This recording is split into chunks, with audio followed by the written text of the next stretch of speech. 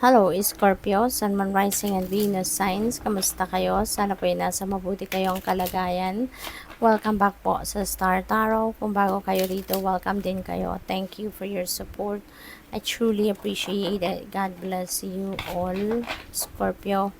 Unang mensahe po ninyo ay helping hand and need others to assist with services, increased productivity. Ayan, no one can handle it all. Kaya, di ba may kasabihan na no man is an island? Kasi totoo, kahit sino, even the most powerful person in the world, at some point kakailanganin niya yung tulong ng iba. No? Kaya wag kayong mahiya na humingi ng tulong. Okay? Whenever you need help, whenever you need an assistance, no? Kung kahit in any shape or form, wag kayong magdalawang isip na humingi ng tulong. Okay? Kasi mas magiging magaan ang inyong journey, mas magiging magaan ang inyong mga ginagawa, mas mabilis ninyong matapos ang task, no? Kung meron kayong katulong, okay? So, what else? You have fast changes. Things happen suddenly in a short period and a hurry. Take bold steps forward. And so, merong mga biglaang mangyayari. Merong mabilisan na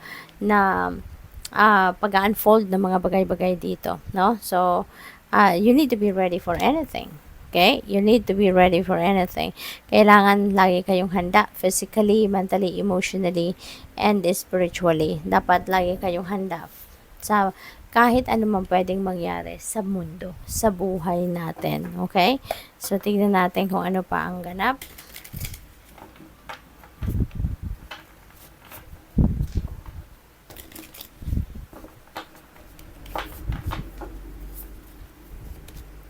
We have death energy. So, napakagandang energy ito because this is massive transformation.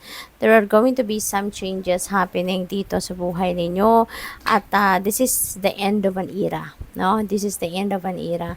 You're going to choose to remove something or someone or a situation dito sa buhay ninyo. Kasi alam ninyo na tapos na ang mission mo rito or tapos na ang mission niya sa'yo. Diba?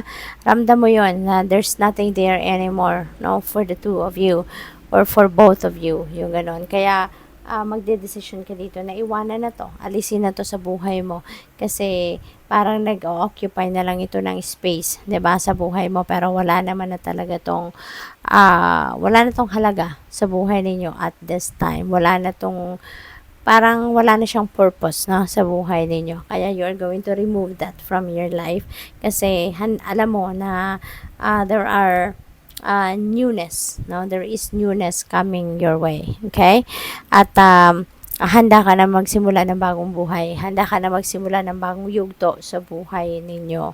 Okay? At ang mga pagbabagong ito could be anything. Could be pwedeng tao, kaibigan, 'di ba? Ano pa ba? Trabaho, 'di ba? Career, pwedeng magkakaroon ng career shift, yung ganun ba, no?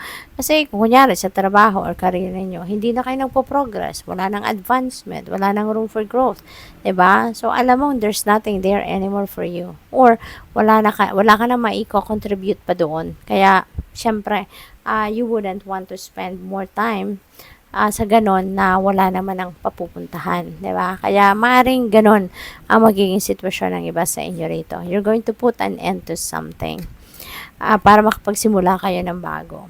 So, Six of Wands, there is a victory rito for some of you. No, this is very sweet victory kasi matagal mo na itong pinagtrabahuan, matagal mo na itong pinagsikapan, you've worked so hard on this, kaya maaaring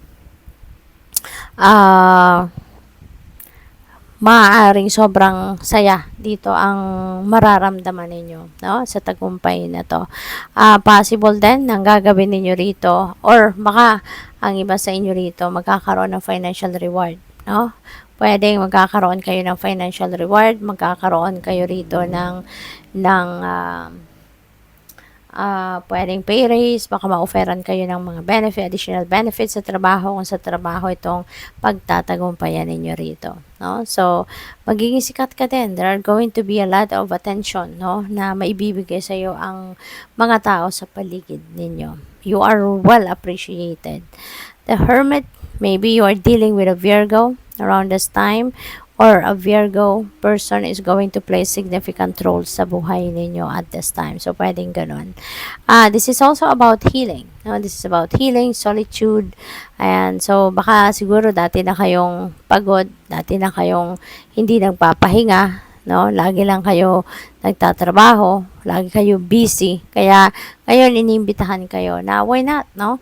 Give yourself time to breathe. Okay? Mag-solitude kayo, mag-me time kayo para rejuvenate kayo and recuperate. Okay? Healing as well, no? Maybe ang iba sa inyo, baka may mga physical ailments na pinagdadaanan, no? You are trying to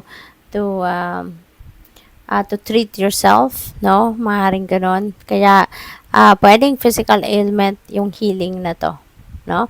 Pwedeng yung healing na to is sa kung ano man ang problema ninyo sa pangangatawan kung meron man. Pwede rin naman na situation, diba? Baka merong emotional turmoil kayo, maaaring kung sa relationship, baka merong problema kayo sa relationship, yung mga ganun ba? And maybe, no, you are going to receive healing on those areas of life. We have 9 of Wands. Ayan. So, boundaries, no? It is about time na to build your healthy personal boundaries. Okay? Kasi baka ang iba sa inyo rito, sa sobrang bait ninyo, sa sobrang compassionate ninyo, you are being taken advantage of by someone, no? Kaya mahalaga na marunong kayong maglugar ng sarili ninyo at ilugar ninyo yung mga tao sa paligid ninyo. 'Di ba? Dapat malaman nila, 'di ba, kung saan ang tamang posisyon nila. 'Di ba, hanggang saan lang ang limitasyon nila, 'di ba? Kapag nag-set kayo ng boundaries, no? That is going to help, 'di ba, your relationship to be healthier, at saka mas magkakaroon ng respeto ang mga tao sa paligid ninyo towards you, at matututunan nila, no, kung nasaan ang dapat na posisyon nila sa buhay mo. Okay? Hindi pwede yung aapak-apakan ka nila, 'di ba? When you have boundaries, for sure mas magiging maayos, mas magiging respectful ang mga tao sa paligid ninyo towards you. Okay? What else?